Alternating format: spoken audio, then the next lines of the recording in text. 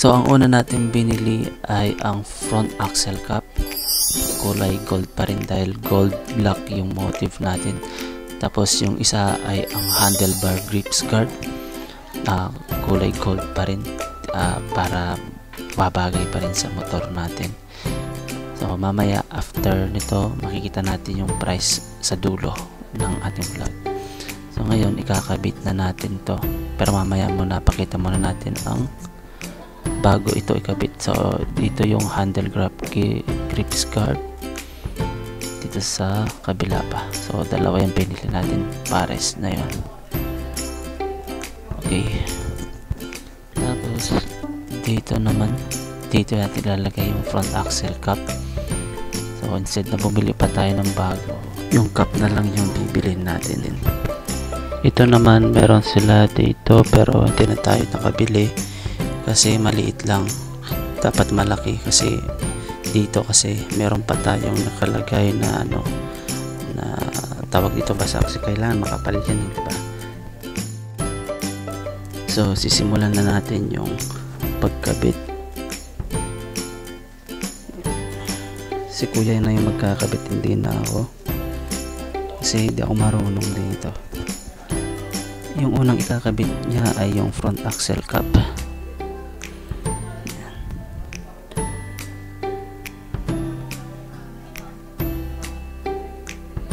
Wala akong masabi. Ayan. Hindi pala front axle cap yung una niyang ikakabit, kundi yung ating handbar grip guard. Okay, una tinanggal niya muna yung nasa side niya. Kaya dapat pala mga paps, kapag magpakabit tayo sa iba, yung mga stock ng motor natin, keep lang natin yan. So mamaya after mag-install ni kuya, tayo, kunin natin yung mga yan, pati yung mga tornilyo, ganun, kasi in the future magagamit din natin yan. So ayan, pinasok na niya yung unang handle grip guard. Okay. So madali lang pala, tinanggal niya lang yung papasok.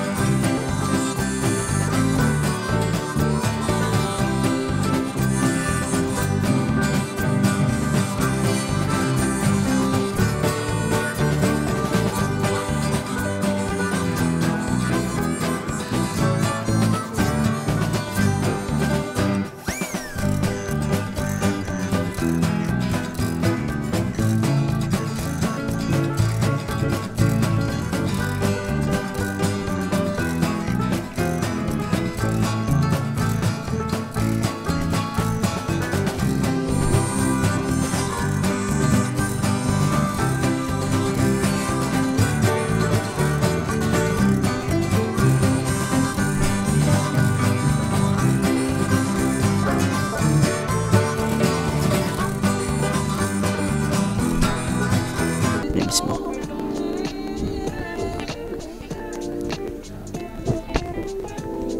Yan, hinigpitan na. So okay na siya. Pitan lang ng saktong-sakto lang dapat, baka mamaya ma-straight yan eh.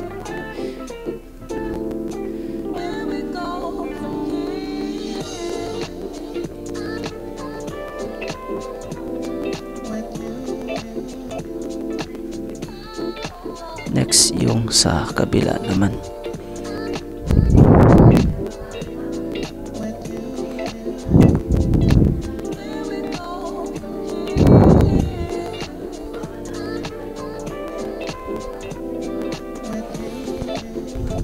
So ganun din, same procedure din. Tinanggal niya lang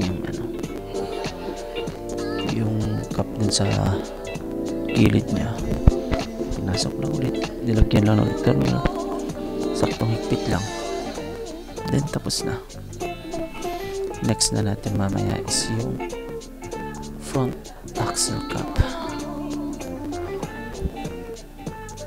Dapat pala ako na lang pala nagkabit, pero sa bagay okay din yung ganito para natututo din tayo para next time kung gusto natin palitan yung mas malaki na grip guard. Ito, yan, pag gusto natin ganyan, yun na lang ikabit natin. Pero parang mahirap kasi ata ito ikabit, kasi nanood ako sa YouTube, hirap niya ikabit, kaya ganito na lang, decide ako na ganito na lang yung ikabit ko kasi mas simple pa siya tignan. So ayan, tinanggal niya lang yung nut. Okay, tapos tinan mo, mahaba pala to. Akala ko dati maliit lang. Kaya na curious ako paano ginagawa. Mahaba pala tong axle na to. So ang gagawin lang niya, kuha lang ng screw, tulak mo lang after mo malusen yung nuts niya. Then hilain lang natin yung axle mismo. Then kunin natin yung cap, papasok. Tapos ibalik lang natin ulit. So yung screw hindi natin tatanggalin para hindi diretso matanggal yung gulong. So pagka pasok ng cap, diretso na ipasok na lang yung front axle.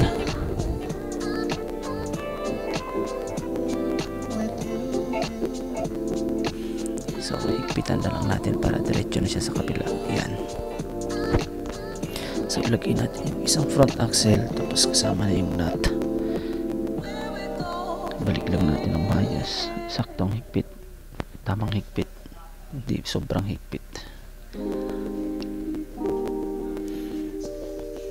Then kumuha tayo ng stopper para doon sa kabila para maihigpit natin ang maayos.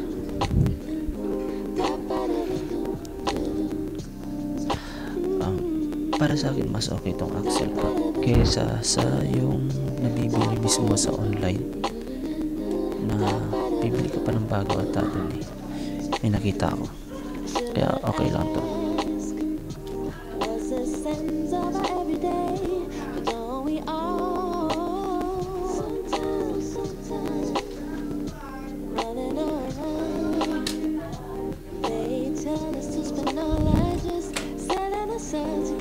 Okay, tapos higpitan lang natin.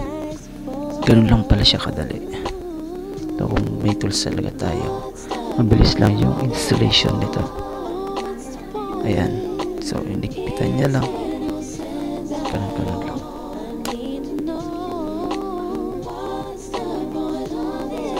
Okay na yun.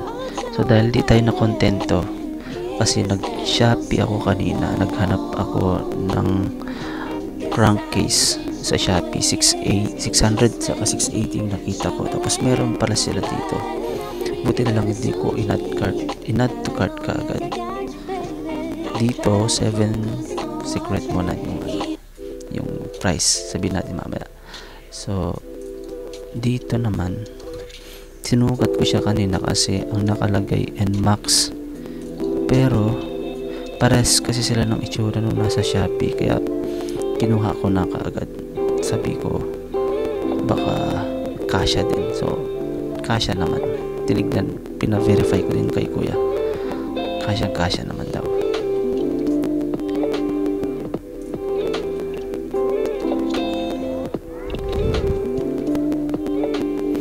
Actually dapat dito sa isa na to, yan gusto ko sanang lagyan din dito sa likod niya, kaso kulang tayo ng pera. Budget lang natin dito ay 1,000, hindi pa kasama yung tip natin, hindi tip yung installation fee natin. Siyempre nakakahiya naman, aalis tayo nang hindi natin binayaran yung installation. Actually dapat okay lang hindi magbayad, pero diba yung effort naman.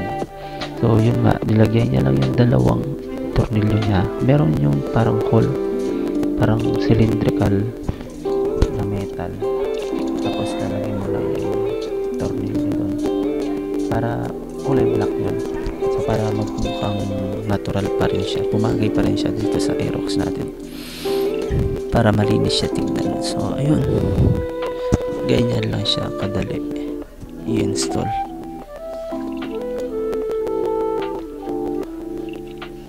So mamaya papakarwash tayo, alis tayo para bago-bago naman yung motor natin kahit konti, kasi ilang araw na itong din na car wash talaga yung term ko yun, no? Motor wash, yung motor wash. Yan.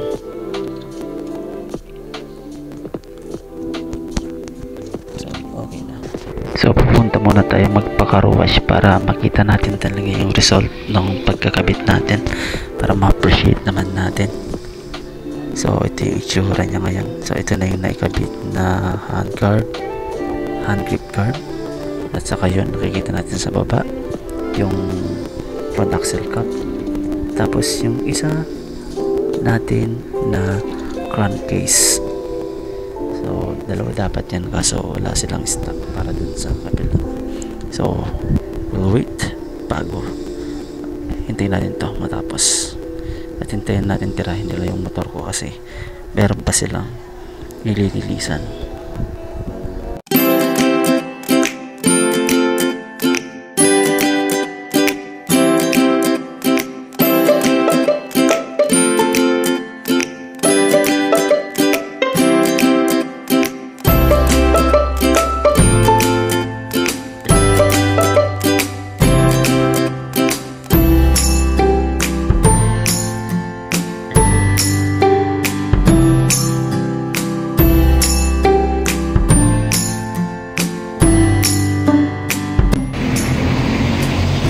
Nagpakarwash tayo, mukhang uulan na rin sa taas.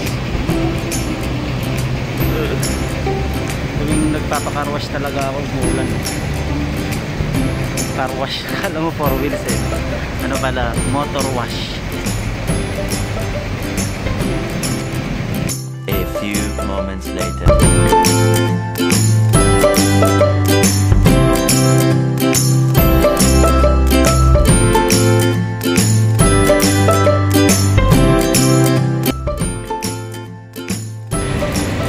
Patapos na yung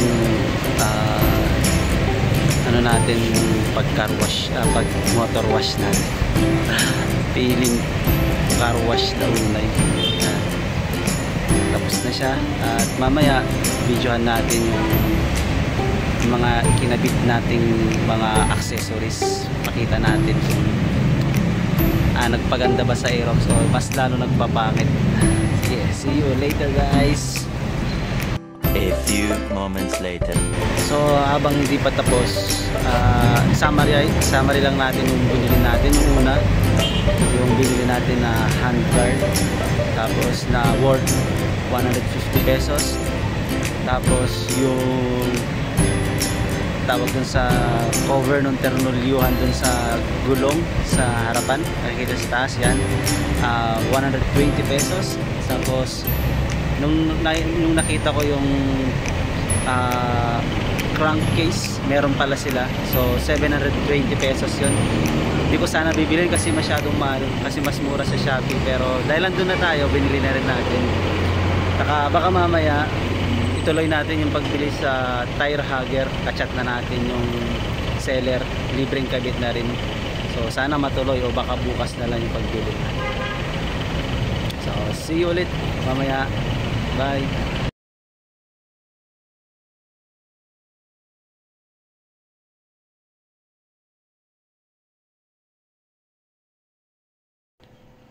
Hi, this is Russell. Thank you for watching my vlogs. For more videos, just click the subscribe button.